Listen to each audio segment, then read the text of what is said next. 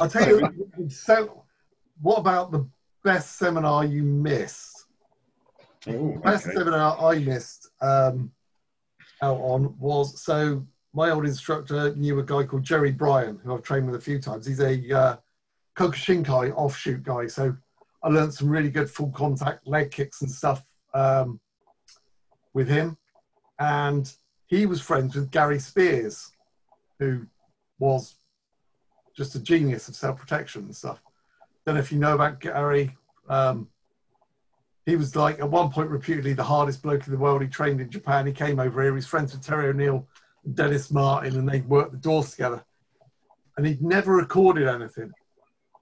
And this guy said, okay, so I'm going to get Gary Spears. He's going to make a couple of DVDs or videos, I think it was at the time. Just trying to show me age. I should have said streaming probably, but yeah, I think he was doing some videos. And they were going to use our association as the people who were sort of like in the background learning from Gary and doing his stuff. And he had a heart attack and died. I think it was a month before it happened. So I never got to train with him in the end. Yeah, that's a bastard. It was a bastard. Probably worse for him, to be fair. I can imagine. Yeah, I mean, your disappointment sort of pales into insignificance at that point, Andy, doesn't it? Really. But that was the although it was quite selfish of him, obviously. Of all the things I've missed, I would have loved to have done that one. Yeah, awesome. I think this was last year actually. I don't know if it was the best seminar that I've missed, but it was one that I missed. Because it didn't happen. It was David Gimberline. I think Bob had him booked. Quite a few people in the UK had him booked.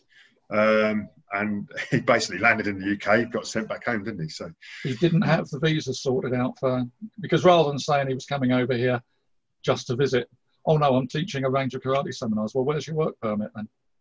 So he was on the next plane back home, which is unfortunate. I mean, I only know him from his video work, but if you look at him, it just seems to have a nice, relaxed style and a different approach again. It would have been good to train with him. Yeah, definitely. Yeah. So that was one I missed. That was one I could think of off the top of my head. That was because it was quite recent. I suppose big names you've missed over there, Andy, or do you just get to everything when it turns up? Yeah. Well, the 2020 residential. Oh, yeah. Yeah. But before, when I was still in my Shotokan bubble, there was this unwritten rule that you just don't go to the Muay Thai seminar. You don't go to or you don't even cross train, right? It was just kind of frowned upon. Now I know that in my later years, eventually I said I started some judo and I did some jiu-jitsu, and no one questioned me because I didn't train for so long. But that was the mentality right back in the early 90s when I was getting going. And so as far as attending seminars, the only seminars I attended were the ones within the organization. And there was one guy who was actually even kicked out. Now he had some issues with some of the instructors anyway, but the last straw was he went to a seminar, another Shotokan guy in Canada, who we were forbidden to go see because of politics, and they booted him out of our organization. So yeah, so I didn't really attend much outside of the organization stuff, but definitely 2020 residential, that was a big disappointment. 5 days of smashing and throwing. Yeah. Yeah, it's always disappointing to miss that smashing and throwing. Yeah.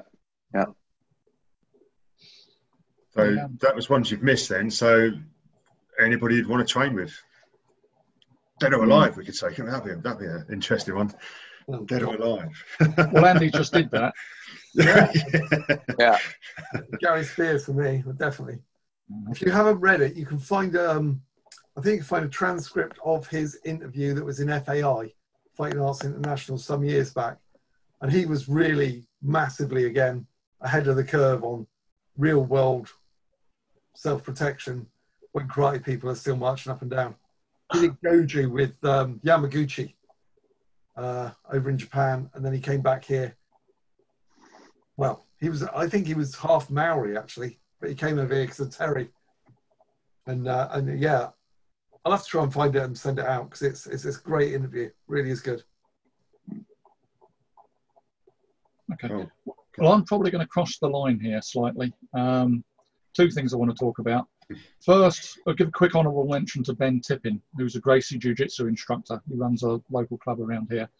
But I trained with him for a while, but he used to come to my camp to run sessions there. He got a lot of flack when he first started teaching because he opened up a club as a blue belt in Gracie Jiu-Jitsu, and a lot of the local BJJ people were very leery of it. But he's a really good teacher, a little wiry guy, but he's real good fun to train with, and he knows his stuff so well. And I think just stepping out of what you do, you find a right person, you do something completely different. It's just changes your viewpoint on a lot of things. You see a lot of things. And it was interesting talking to him, the difference between his Gracie class and when he came to the camp to do things for us. Because Gracie is very much a franchise. You have a model and a syllabus and a way you teach. And he was very good at that. But when he came to camp, he obviously wasn't teaching with that hat on. And he was a very good guy to be around. And you could see a lot of the stuff, and you could discuss where the shortfalls are in what he did without it being defensive, and where the good points were. And it's great to talk with somebody about those things with the crossover, because everybody thinks, well, if I'm doing this, this is the best thing since sliced bread. And obviously with the MMA thing, the Brazilian Jiu-Jitsu is what everybody thinks is the thing, but it's a subset of skills. But it's a set of skills that you need some exposure to, I think. You don't have to spend a lot of time training, but you need to spend time on the ground. And Ben was very good at that, and he gave up his time to come and see us and to train with us. So I appreciate that. The other one I'm going to talk about is a bit dangerous ground, but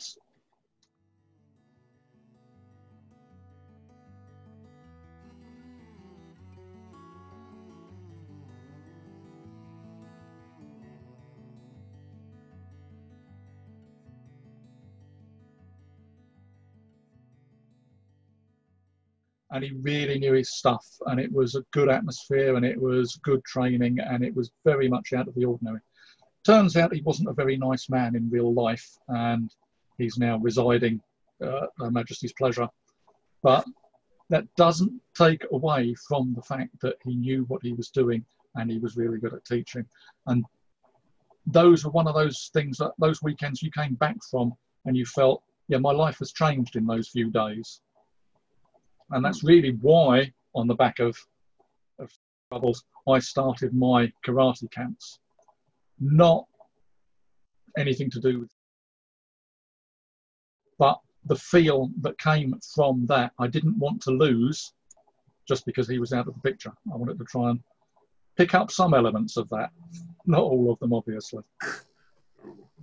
So, yeah, it's an interesting thing, because there are some people who are good people to train with, who are still people that you would cross the road to avoid in real life any other time.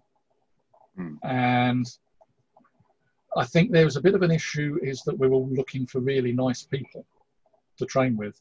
And what happens is you end up with rooms full of people who are nice people, training with other nice people, teaching themselves that they're street fighters. And you need to train with bastards occasionally. And that's not the brand.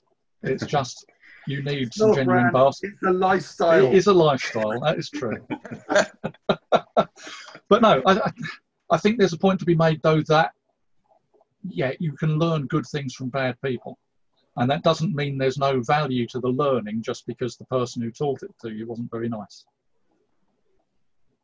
Yeah, and he's on my list. It's time I spent training and seminars I went to. Pretending it never happened, I think, is a mistake. Anyway, that's killed the conversation, hasn't it? Yeah, right. Because Andy's not going to talk about his. No, that's too close to my heart. That is a step too far, yeah. But there we go. So, back on the positive side then. So, Andy, who would you love to train with the most if you could train with anybody? Me? Yeah. Dead or alive? Yeah, why not? I would like to go back in time to see what Funakoshi was really like before Japan.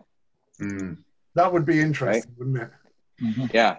So back in Okinawa, before the Japanese even heard of karate, because the history seems to be a bit muddled. I mean, we know the story about him kind of declining karate with Jigoro Kano's guidance and changing it from a practical art to a do. I know Funakoshi wasn't regarded as one of the best martial artists of his time. Motobu didn't really like him too much, but I would like to see what he had to offer. Mm. Yeah. And maybe Itosu as well. Itosu. Yeah. But again, the thing with Funakoshi, he didn't need to be the best, did he? He just needed to be the man who could market it and promote it and get it out there. And that's what he was good at, right? He was educated, he was well written, he's a poet, and he sold it. He sold it to the Japanese, but he sold a version of it. Yeah. Yes. And now we're trying to go back. But that's the very first thing that we were talking about again. It's the point of gone full circle. There's doing it because it's your passion and whatever, and monetizing it, whatever. Saying, okay, this is a marketing thing. We're trying to introduce this, and that's where that crossover comes in. It's not a new thing. This is from the foundation of karate in the first place. It had to be sanitized, marketed, give people what they want, not what they need. Yeah. So it is part of the tradition. Yeah. And his motivation there was preservation, right? Preservation of the art, because it was dying. Mm-hmm. People no longer had the need to practice how to maim and kill each other. So it was just sold as recreation. You know, the precepts of the letter Itosu sent to the Japanese Ministry of Education. But now we're trying to undo all that, right? We're trying to legitimize karate. And it's more than just personal development and exercise. It can be a real fighting art. So we're going full circle, as you said. Anko Chishin, study the old, understand the new. Yeah. Although, again, it comes down to motivation and reason, because we're doing it because a lot of stuff has been forgotten, a lot of stuff has been missed. But by and large, we live in the safest society we've ever lived in our lives. So our need to do these things is, or the reason behind the need is different. True. Yeah. True. You know, I do it purely because I have to know why. That's my entire motivation for most things. Yeah, yeah. But it gives you a kind of reason to keep looking and keep researching, keep learning. That's the wonderful thing about karate. There's an absolute mountain of knowledge buried in all those kata. And it can be a lifetime of work to unearth all that, even just unearth it through the guidance of other people who've walked before us. So, you know, the people like McCarthy and Abernethy and so on. But you could literally spend your entire life figuring it all out, because it's all been lost and discarded. Whereas, and not to undermine the lethality of something like Muay Thai, but you don't have that missing piece. It's all there. This instructor specializes in sweeps and takedowns. This person's really great to clinch, but there's no history of things being thrown away or discarded. It's the martial art that was effective, always has been, still is, and it may have changed over time, but there's not that history behind it like there is with karate. Yeah, I was going to say, there is this fascination with kata, and I can see positives and negatives behind that, but that's probably a conversation for a different day, because that's a deep old subject and there's a lot going on there. So we'll gloss over that and come back to it another time, because we're always looking for, well, what's the next topic we're going to discuss? So I think that's one to burrow into. So, Brian, you haven't answered the question. I mean, I liked Andy's answer, so I'll just agree with everything he just said. I think Funakoshi would be a good one, really. I like that. I just reread Karate, because I was away last week on holiday, so I took a couple of books and I reread Karate Day, My Way of Life, and every time I read it, there's always picking something else out of that book.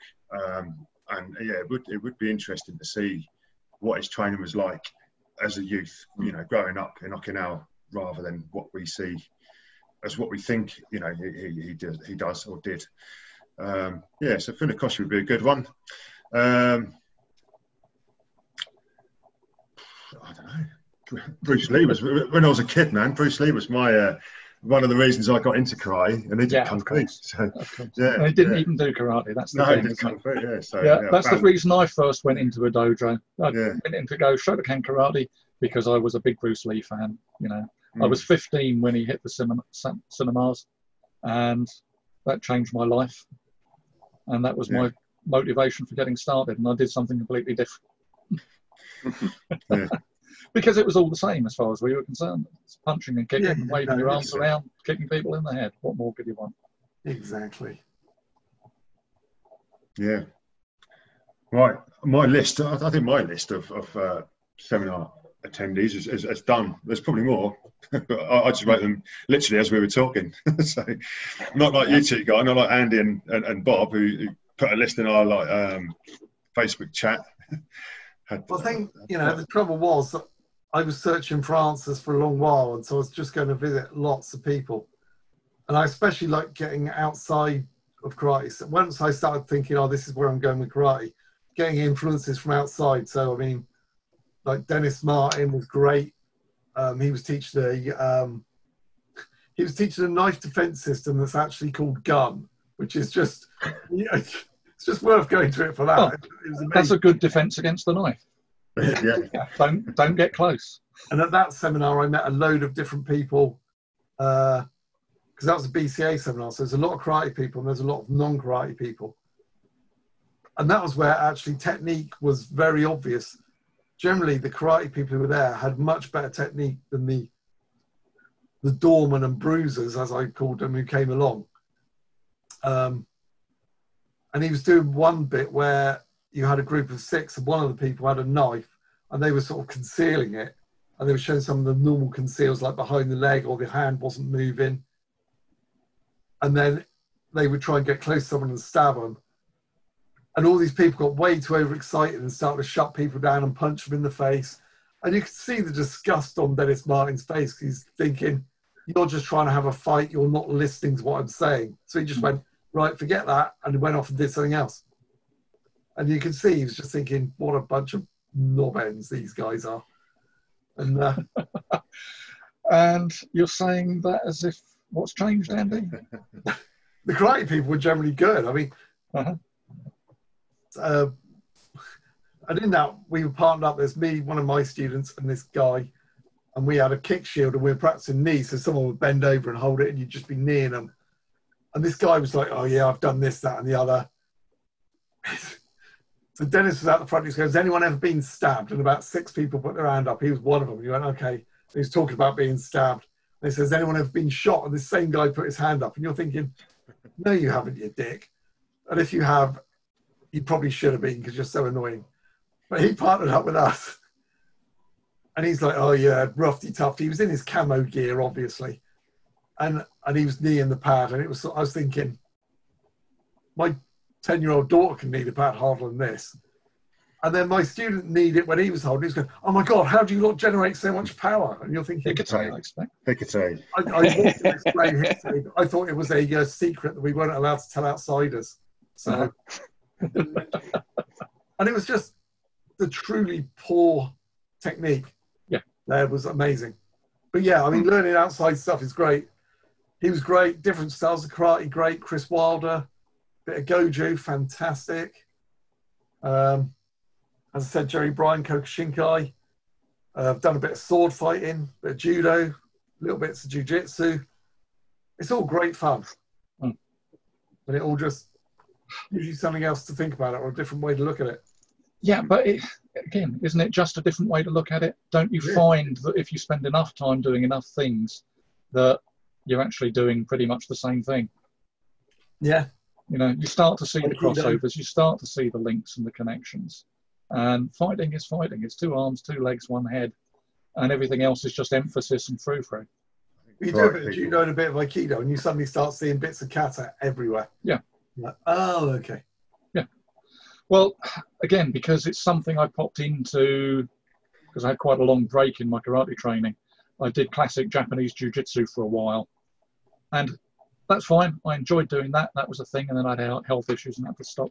But when I went back to karate training and started going back through the Heian katas again coming up, I was just thinking, yeah, I know what this is. I know what that is, because we used to do that in jiu-jitsu. It's just, that is just the matching half for what I'm doing here. And it just becomes obvious to you because, well, I've seen this before. Yeah. And if you don't step out, you never see any of these things. Yeah, stepping out. If you stay in your bubble, right, kata continues, like in a shoulder camp bubble, kata remains as an abstract dance with no meaning. But, you know, when I was doing some jiu-jitsu, we did this kind of looping infinity flow drill. My instructor, I don't know if they were a Gracie jiu-jitsu set drill or something he made up. It was really good.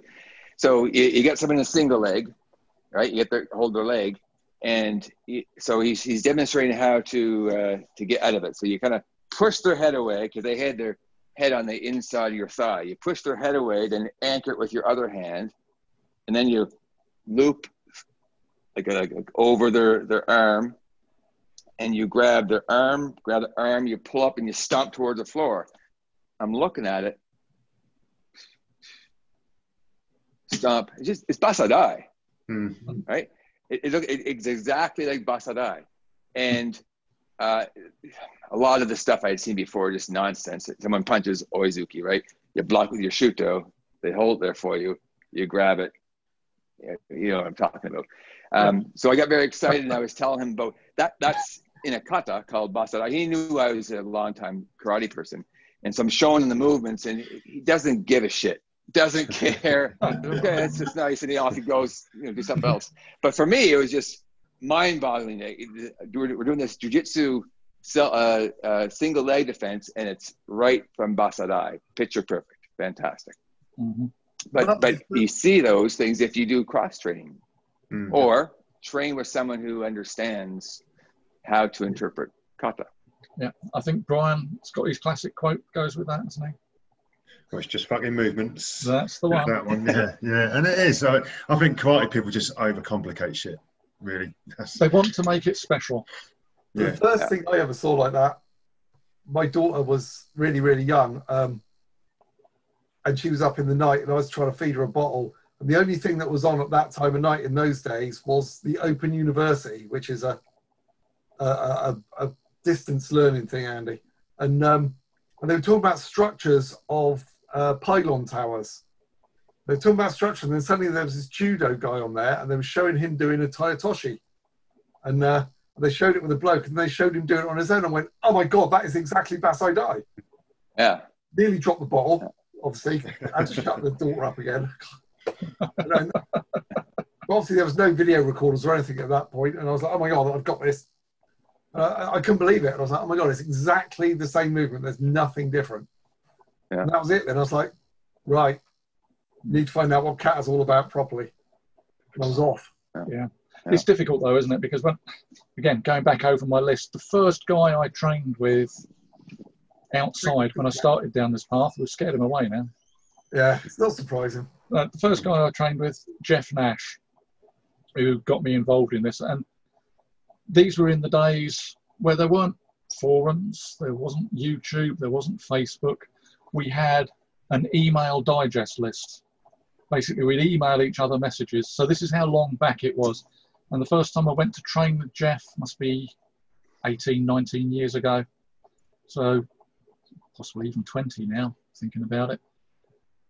So it's that far back. But when you were interested in the idea of understanding what kata was 20 years ago, there wasn't anybody about to do it. So as you probably saw, I did this Niju Shiho thing.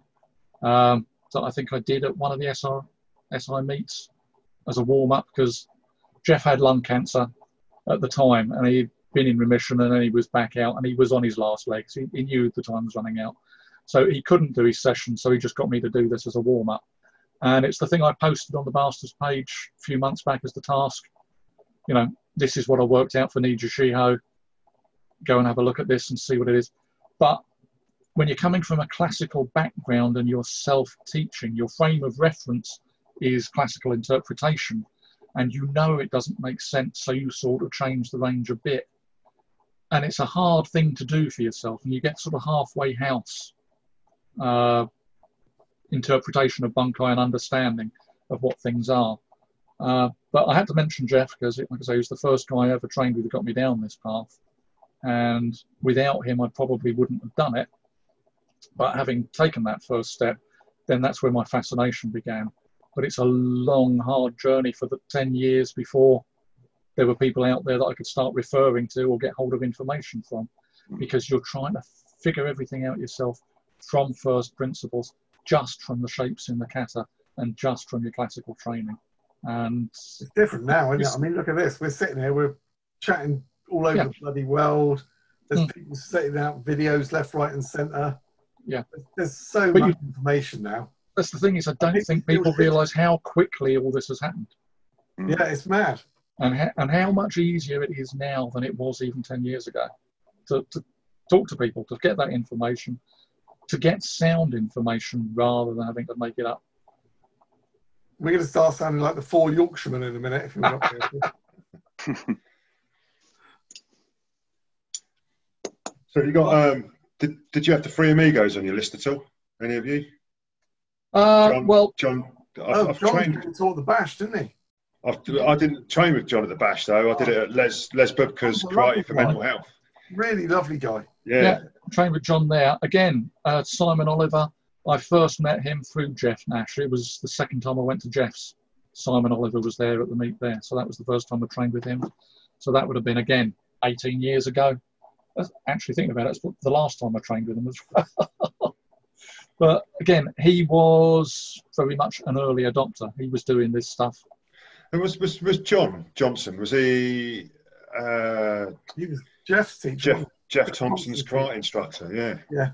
So John was great. So John's been around a long time. He's, I don't know what he is, he's a high-ranking guy. And he came on to the Bunkai Bash to teach for us, which was really kind of him. And you do get a feel they turn up and they'll do their teaching, then they'll sit back and they won't do anything. He just got involved with everyone else. Mm-hmm. And you know, he was just learning with everyone. He was really, really nice guy. Him and his wife, lovely. Yeah, as I say, my first experience with him last year, and he was brilliant. I really enjoyed his session. You know, his shit works. It was, and he seemed pretty hard as well. Yeah. But yeah, I've not trained with Simon or Steve, the other 2 out of the 3 Amigos. No, not me. So, but yes, from what I've seen of Simon, he looks pretty handy as well. So yeah. No, I like I say, I haven't trained with Simon for decades, but I would always recommend him to anybody. I think Harry is training with him fairly quickly. Yeah. Until the situation changed. Yeah. And Harry's not easily impressed. Yeah. Right. Look at the clock now. Awesome, anyway, my dinner's nearly ready, and that's obviously more important than talking to you. Fair enough. Well, we've had an hour and a half of it. There's bound to be some material in there we can use. Yeah, but I mean, there's only so many seminars you can work through. Yeah. I think this is the first face-to-face with you, Andy. So it was nice to meet you, man. So yeah. Pleasure being here. Really like your stuff, Andy. By the way, Thank you. Yeah, really. And I don't watch all of it. I'm not going to lie to you. I don't watch it. But I don't watch all of your own stuff. So to be fair, I don't watch all of it. Yeah, see, that's always an interesting one when I'm going to post one of our videos. And Andy said, "Well, what did we say then?" Because I haven't watched it. It's over 5 minutes. I'm like, oh god, I can't be bothered. Yeah, I know. I haven't got time. I've got other things to do in my life.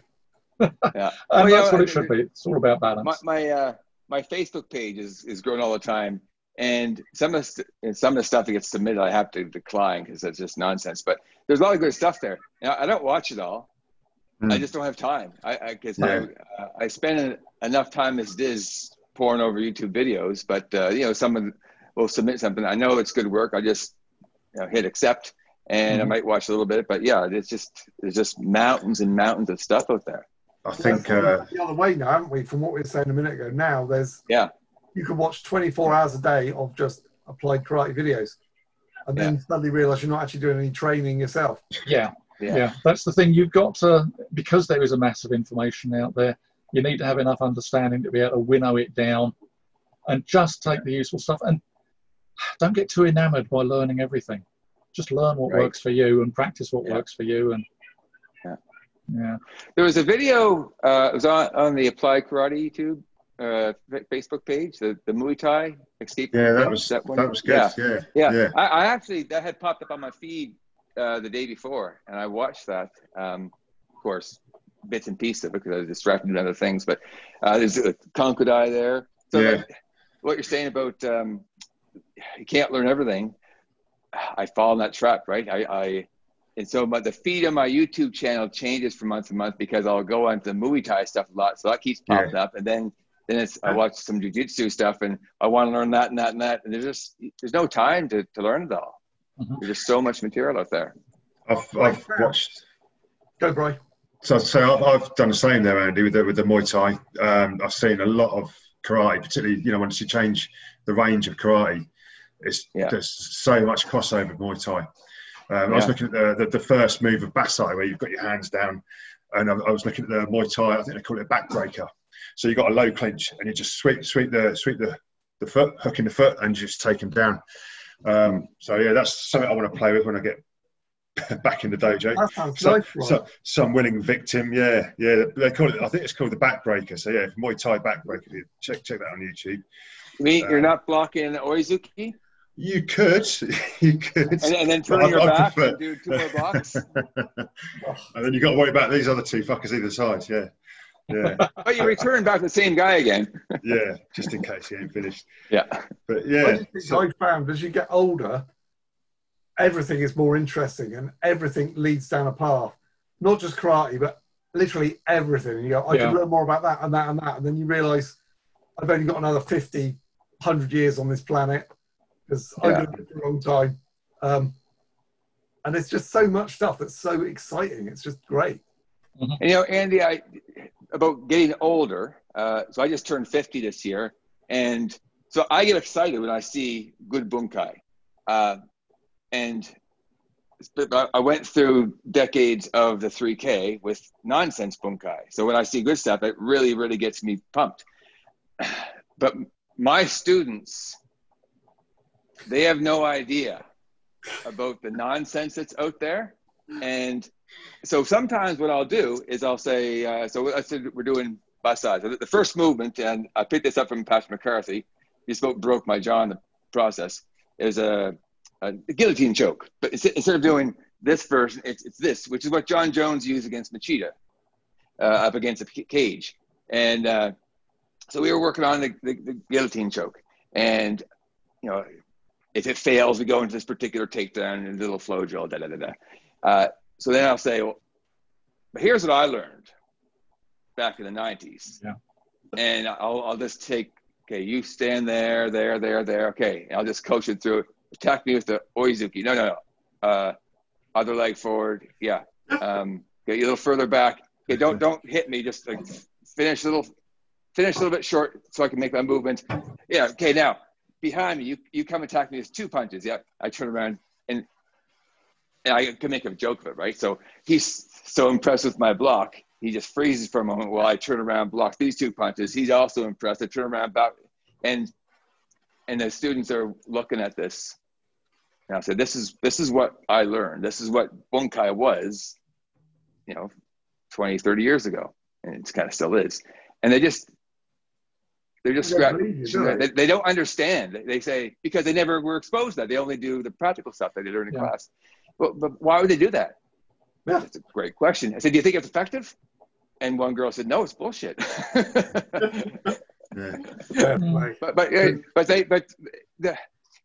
I think students of ours, and not to toot our horns, but students of anyone who's doing this are so fortunate, but they don't really understand how fortunate they are because they can get something that is real and is going to work rather than go stumbling through the dark for 10, 20, 30 years before they discover what kata really means. Yeah. So as older people, we get excited because we went through the BS. As a 15-year-old kid, so, you know, you don't get the same response to them as we would get. No, and that's the thing, isn't it? Is that for them it's just commonplace. Right. Yeah. Which is There's good, no right? magic. There's no magic involved with that, so they don't get the excitement. But it does make it harder to excite people about what. Well, why are you so excited, enthusiastic about this? It's just stuff. Yeah, but you know, I've met a number of people when I was doing jiu-jitsu and well, any martial arts you train.